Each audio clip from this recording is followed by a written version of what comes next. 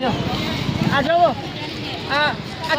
એમને એમ તો ના વેચાતું હોય ને, ક્યાંય ને ક્યાંક કોઈ તો સંડોવણી હોય ને, એમાં શું કામ વેચાય છે? કેમ કે ક્યાંય ને ક્યાંક પોલીસ લઈ આવે છે. આજે 1 કલાક થઈ ગયું છે, અમને ફોન કરીને પોલીસ શું કામ નથી આપતી? શરમ આવે? શું કામ શરમ આવે છે? આજે જ્યારે આપણી ગુજરાતની અંદર, કચ્છની અંદર જ્યારે આ દારૂ એવી રીતે દૂષણ વેચાઈ રહ્યું છે, કેટલી બેન દીકરીઓ આજે વિધવા થઈ રહી છે, છોકરાઓના માથા ઉપર બાપનો સાયો નથી રહેતો. કેટલી દુઃખની વાત છે કે આજે ઘરે ઘરે આ વેચાઈ રહ્યું છે. એક ઘર મૂકો ને બીજા ઘરે ભઠ્ઠી છે. આ બંધ કરાવવાની જિમ્મેદારી કેની હોય છે? પબ્લિકની કે પોલીસની? આજે ગુજરાત સરકાર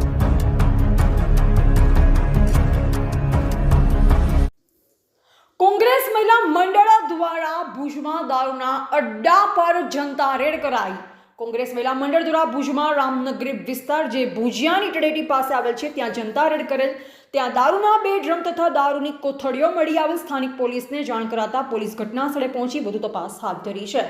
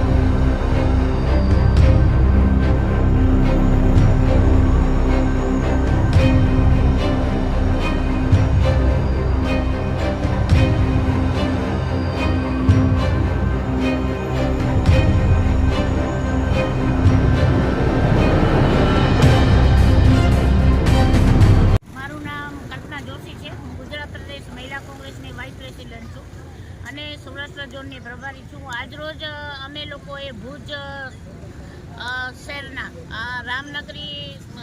રામનગરી વિસ્તારમાં મેલડીમાના મંદિર પાસેથી ખૂબ વિપુલ પ્રમાણમાં દારૂની કોથળીઓ પકડી છે, જે દેશી દારૂ છે. અને આ દેશી દારૂ છે એ યુવાધનને ખૂબ બરબાદ કરી રહ્યો છે.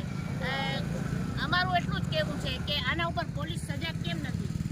કેમ કે ત્યારે મારે પોલીસ તંત્રને એક વિનંતી છે કે હવે લોકોને જાગૃત થાય એનાથી પહેલાં તમારી પોતાની પોલીસ એક વર્દીની કિંમત સમજે. હજારો યુવાનો બરબાદ થઈ રહ્યા છે, હજારો દીકરીઓ બહેનો જ્યારે વિધવા થઈ રહી છે, ત્યારે આ ગાંધીના ગુજરાતમાં દારૂ છે એ માત્ર કાગળો ઉપર દારૂ બનતી છે. ત્યારે દુઃખ સાથે અમને કહેવું પડે છે કે મહિલા કોંગ્રેસ લગભગ એકાંતરે અહીં આખા કચ્છમાં રેડ પાડશે.